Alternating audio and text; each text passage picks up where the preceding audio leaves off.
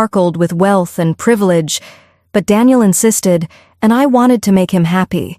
Lately he'd been so busy, working late almost every night, and I worried that we were drifting apart.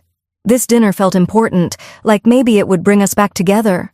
I spent hours getting ready, choosing my best dress, a pale yellow sundress I'd bought on sale 6 months ago.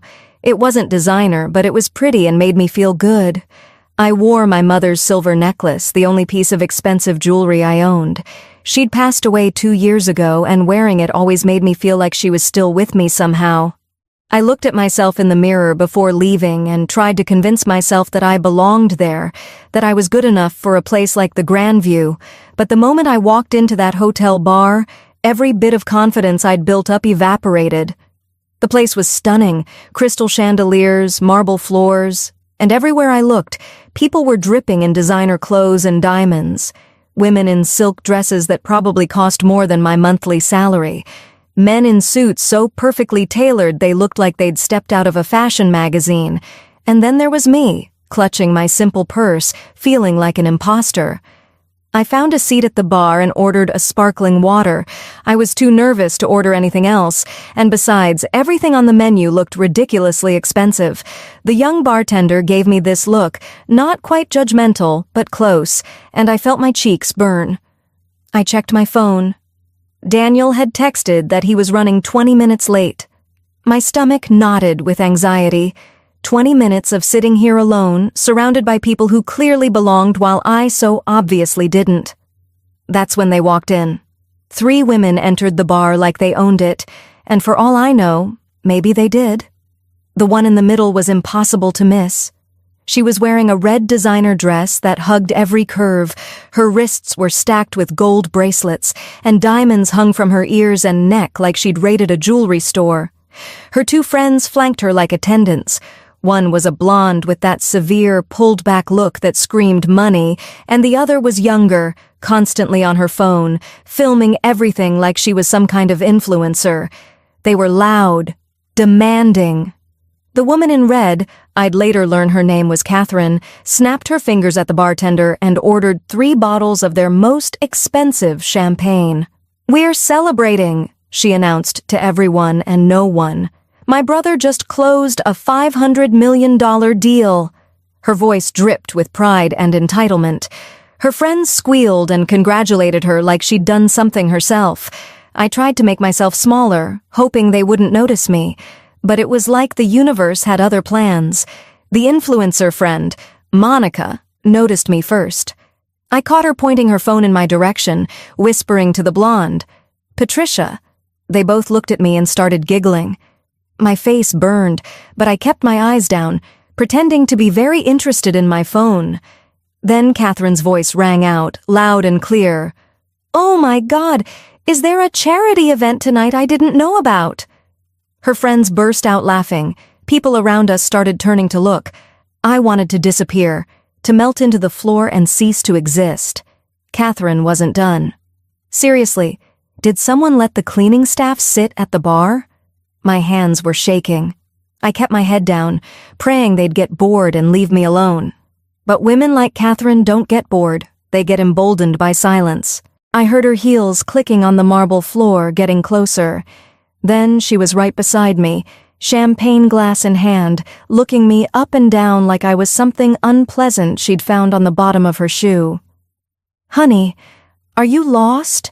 she said, her voice dripping with false sweetness. "The thrift store is 3 blocks down."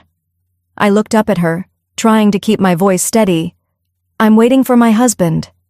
She reached over and picked up my phone from the bar, looking at my wallpaper. A photo of Daniel and me from our wedding day, both of us laughing, so happy. She studied it with exaggerated concentration, then burst out laughing. "This is your husband? Girl, if he loved you, he wouldn't make you wait alone looking like that." Patricia appeared on my other side. "That dress is from last season's clearance rack at Marshall's, isn't it?" Monica was filming the whole thing, giggling behind her phone. I felt like an animal in a zoo, something to be mocked and recorded for entertainment. Then Catherine grabbed my hand. I tried to pull away, but she held tight, examining my wedding ring with theatrical disgust. "Oh, sweetie, Is that even a real diamond? That's cubic zirconia. I yanked my hand back. It belonged to his grandmother. It means everything to me. Catherine's laugh was cruel. His grandmother was poor too, I see. How tragic. She turned to her friends. Can you imagine being married and your ring costs less than my gym membership? My eyes filled with tears, but I blinked them back. I refused to cry in front of these women. I stood up, my voice shaking but determined. I don't know what your problem is, but I haven't done anything to you. Catherine's expression changed. The fake sweetness vanished, replaced by cold contempt. Your problem is you exist in my space. Then, with a deliberate flick of her wrist, she knocked my glass of water over. It spilled across the bar and splashed onto my dress. Oops! Oh no, now your precious dress is ruined, Patricia chimed in. Actually, water probably improved it. I grabbed napkins with trembling hands, trying to dab at the water, but it was everywhere. People were staring now, some with uncomfortable expressions, others with amusement. Not one person stood up to help me. Not one person told these women to stop. I tried one more time to stand up for myself. You know what? Money doesn't make you better than anyone. Catherine's face darkened. What did you just say to me? I swallowed hard. I said money doesn't... I didn't get to finish. Catherine picked up the newly opened bottle of champagne, the expensive one she'd just been bragging about, and threw it directly at me. The shock hit me before the cold liquid did. Champagne drenched me from head to toe, soaking through my dress, my hair, dripping down my face. The entire bar gasped. I stood there, frozen, trembling, unable to process what had just happened. Champagne dripped from my hair onto the marble floor. My dress clung to my body, completely ruined. Oh my God, Catherine, you got champagne on her designer dress, Patricia said, and they all burst into hysterical laughter. Monica's voice cut through. This is going viral! #reality-check. I couldn't move, couldn't breathe. Humiliation washed over me in waves, worse than the champagne. Everyone was staring, some filming on their phones, and still, no one helped. Then Catherine's eyes fixed on my necklace. Is this silver even real? Before I could react, she reached out and yanked it. The chain snapped, beads scattering across the floor. That was my mother's, I cried out. She passed away. Catherine examined the broken necklace with mock sympathy. She had terrible taste, too. Something inside me broke. I lunged forward, trying to grab my mother's necklace back. In the struggle, I felt Catherine's hands on my dress. There was a horrible tearing sound. She'd deliberately ripped my dress at the shoulder. I clutched the torn fabric, trying to hold it together, tears streaming down my face. I'd never felt so humiliated, so violated, so utterly alone in my entire life. But Catherine still wasn't finished. Security! Security! She screamed. 2 security guards came rushing over. Catherine pointed at me with a perfectly manicured finger. This woman attacked me. She tried to steal my necklace. I couldn't believe what I was hearing. What? No, she broke my necklace. Patricia and Monica immediately backed her up. We saw everything. She grabbed Catherine first. The security guards looked confused, taking in my soaking wet, torn dress, my tear-stained face. But Catherine's confidence never wavered. Do you know who my brother is? She hissed at them. He could buy this hotel. Remove this trash now. I was sobbing, unable to form words. Monica was posting something on her phone, probably that video, probably with some horrible caption about me. The security guards moved toward me, asking me to leave. I looked around desperately. Everyone was watching. No one was helping. I was about to be thrown out like garbage, and there was nothing I could do about it. That's when I heard the doors open. The sound of confident footsteps made everyone turn. The entire atmosphere of the bar shifted in an instant. Staff members straightened up. Conversations stopped mid-sentence. Daniel walked in. My husband was tall and handsome, but it wasn't just that. It was the way he carried himself, the way people automatically moved out of his path. He was wearing an impeccable charcoal suit, and behind him were 3 men in similar attire, his lawyers and security team. Even the general manager came rushing over, nervous and attentive. Daniel's eyes scanned the room until they found me. I watched his expression change from concern to confusion to absolute fury. His jaw clenched, his hands curled into fists at his sides. He crossed the bar in long strides, the crowd parting before him like water. When he reached me, he saw everything: the champagne-soaked dress, the torn shoulder, my mother's broken necklace in my shaking hands, my tear-stained face. He gently removed his suit jacket and wrapped it around my shoulders. His voice when he spoke was ice-cold with barely controlled rage. "Who did this?" Catherine, apparently not recognizing him and still riding high on her power trip, stepped forward. "Finally! Are you hotel management? Your bar lets in the wrong kind of—" She stopped mid-sentence. I watched recognition slowly dawn on her face, watched the color drain from her skin. "Daniel. Peterson?" Daniel turned to her slowly. "Catherine. Oh my God. Daniel. I didn't know. This is your wife." The way she said it, like everything would be fine if she'd only known who I was married to, made me sick. But Daniel's expression showed he understood exactly what kind of person she was. "You poured champagne on my wife," he said, his voice deadly calm. "You ripped her dress. You broke her mother's necklace." Catherine started stammering. "Daniel, please, I didn't know she was—" "Didn't know she was what?" he interrupted. "Human? Deserving of respect?" Patricia and Monica were already backing toward the exit. The security guards who'd been ready to throw me out now looked terrified. That's when Catherine's brother arrived. Gregory Anderson rushed into the bar, clearly having been summoned by someone. "Catherine, what the hell did you—" He saw Daniel and stopped dead. "Mr. Peterson—" I heard there was an incident.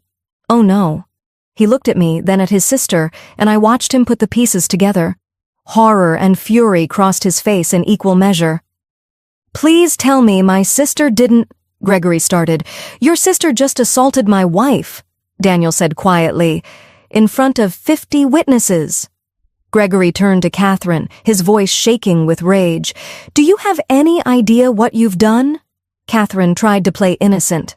"Gregory, she was just some nobody—" "That nobody is married to Daniel Peterson," Gregory exploded. "The man who controls 60% of our business deals." I watched Catherine's face as the full weight of her mistake hit her. "But you never mentioned— I didn't know." Daniel's voice cut through. "So you only show respect to people when you know they're rich?" "That tells me everything." Gregory wasn't done. "You've been living off my money, acting like you built something, and you just destroyed my biggest business relationship." Catherine tried to touch Daniel's arm, her voice pleading. "Daniel, please, we can fix this." Daniel stepped back. "Don't touch me. You're not worthy of cleaning my wife's shoes." Then Daniel pulled out his phone and made a call that would change everything. "Jonathan, it's Peterson. Pull all contracts with Anderson Industries, effective immediately." Gregory's face went white. "Daniel, please, that's 40% of my company's revenue. Your sister is a reflection of your family's values," Daniel said coldly. "I don't do business with people who lack basic humanity." Catherine grabbed her brother's arm. "Gregory, do something." Gregory shook her off. "You did this to yourself." But Daniel wasn't finished. He addressed the entire bar. "Everyone here tonight witnessed assault and attempted theft." He pointed at Monica. "You filmed it? Perfect. Send that footage to my lawyers." Monica's face went pale. I deleted it." "Nothing is ever deleted," Daniel said. "My team will retrieve it. You'll be hearing from my attorneys." Monica and Patricia literally ran out of the bar. The hotel general manager approached Daniel nervously. "Mr. Peterson, I sincerely apologize. I had no idea your wife was—" "That's the problem," Daniel interrupted. "You only care now because you know who I am. My wife was assaulted in your establishment. Your security tried to remove her." "Sir, we will handle this immediately." "Too late. I'm buying this hotel, and you're fired." The manager's face drained of all color. "Sir, you can't."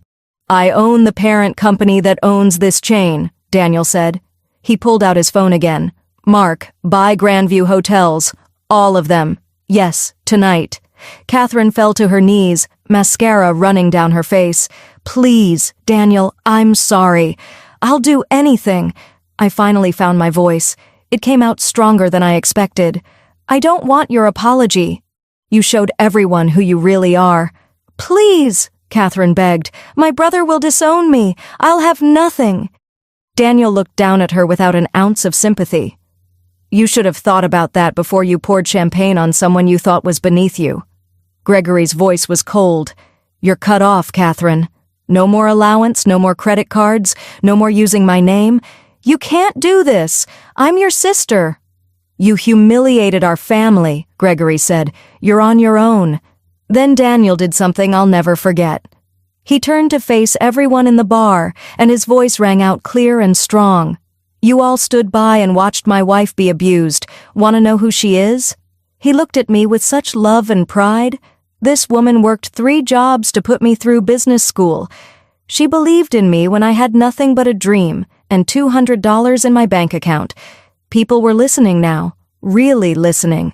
She's donated over $1 million to charities, anonymously. She teaches children, shapes futures, and has more class in her little finger than all of you combined." His voice softened. "She could have designer clothes, diamonds, expensive cars, but she chooses to stay humble and give back. My tears now were different, tears of being seen, valued, loved." Police arrived shortly after. Daniel had called them while talking to Gregory. Catherine was arrested for assault. That video Monica took? It became evidence against Catherine, showing her cruelty for the world to see. She was escorted out in handcuffs, her makeup running, her designer dress wrinkled, completely destroyed. When the bar finally emptied, Daniel and I sat together in the silence. "I'm so sorry I was late," he said softly. "This never should have happened." I leaned against him. "You defended me. You showed everyone that I matter. You've always mattered," he said. "To me, you're everything." He pulled out a small box and opened it. Inside was a delicate silver necklace, beautiful but understated, so perfectly me. "I can never replace your mother's, but I hope you'll accept this as a reminder that you are precious." I cried.